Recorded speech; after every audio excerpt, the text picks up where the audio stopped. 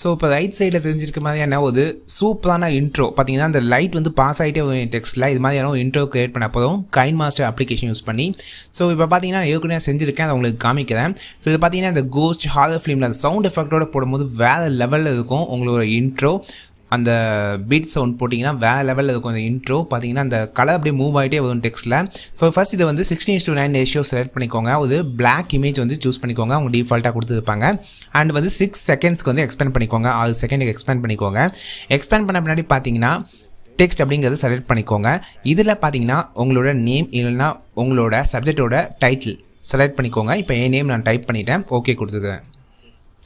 So இப்போ வந்து space வந்து ஒவ்வொரு லெட்டருக்கும் வந்து ஸ்பேஸிங் வந்து நீங்கள் க்ரியேட் பண்ணணும். ஸோ அப்போ தான் வந்து அந்த எஃபெக்ட் வந்து உங்களுக்கு ப்ரொவைட் கிடைக்கும்.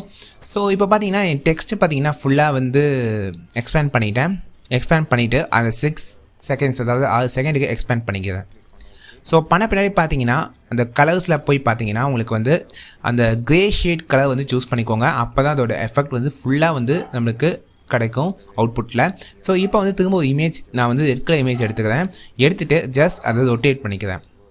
ரொட்டேட் பண்ணிவிட்டு ஃபர்ஸ்ட்டில் இருக்க டெக்ஸ்ட் மேலே போய் நான் ப்ளேஸ் பண்ணிட்டு கரெக்டாக டெக்ஸ்ட்டுக்கு ஏற்ற மாதிரி ரீசைஸ் பண்ணிக்கிறேன்.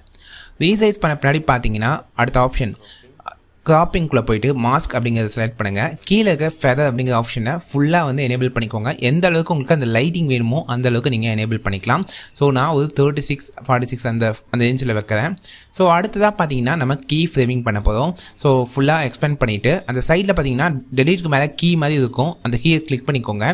இப்போ அந்த ஃபர்ஸ்ட் கீ ஃப்ரேம்லேருந்து நம்ம லாஸ்ட் கீ ஃப்ரேம் அப்போ அந்த ரெட்ல வந்து அந்த கே அப்படிங்கிற லெட்டர் இருக்கணும். ஸோ மூவ் பண்ணிக்கிறேன். இது செகண்ட் கீ ஃப்ரேம் ஆட்டோமேட்டிக்காக சூஸ் ஆகிக்கும்.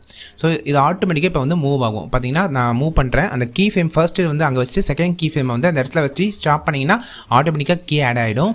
ஸோ இப்போ பார்த்தீங்கன்னா நீங்கள் அந்த ஆப்ஷனை கிளிக் பண்ணி பிளெண்டிங்கில் ஓவர்லே அப்படிங்கிற ஆப்ஷனை கிளிக் பண்ணிக்கோங்க, ஓகே கொடுத்துக்கோங்க.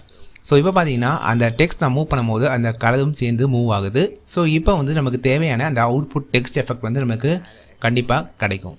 ஸோ இப்போ பார்த்தீங்கன்னா அடுத்த விஷயம் நான் இப்போ ப்ளே பண்ணி காமிக்கிறேன், வேறு லெவலில் இருக்குல்ல. ஸோ இதுக்கு இன்னும் கொஞ்சம் எஃபெக்ட் ஆட் பண்ணுறதுக்காக தான் நான் வந்து டெக்ஸ்ட்டுக்கு ஒரு எஃபெக்ட் கொடுத்துருக்கேன். ஸோ டெக்ஸ்ட்டை கிளிக் பண்ணிவிட்டு ஓவரால் அனிமேஷனில் போய் ஃப்ளிக்கர் அப்படிங்கிற எஃபெக்டை கிளிக் பண்ணுங்கள். ஸோ இப்போ வந்து நீங்கள் ப்ளே பண்ணி பாருங்கள். ஒரு செமையான ட்ரெய்லர், ஹாரர் ட்ரெய்லர் இல்லை எப்படி வேணால் சொல்லிக்கலாம், வேறு லெவலில் ஒரு ட்ரெய்லருக்கான இன்ட்ரோ கிடச்சிருச்சு. ஸோ இதை யூஸ் பண்ணி நீங்கள் கிரியேட் பண்ணிக்கலாம். இந்த சேனலில் நீங்கள் ஃபஸ்ட் டைம் பார்க்குறதா இப்போவே சப்ஸ்கிரைப் பண்ணிக்கலாம். இந்த வீடியோ பிடிச்சா லைக் பண்ணிக்கலாம், உங்கள் ஃப்ரெண்ட்ஸுக்கு இந்த வீடியோ ஷேர் பண்ணிக்கலாம்.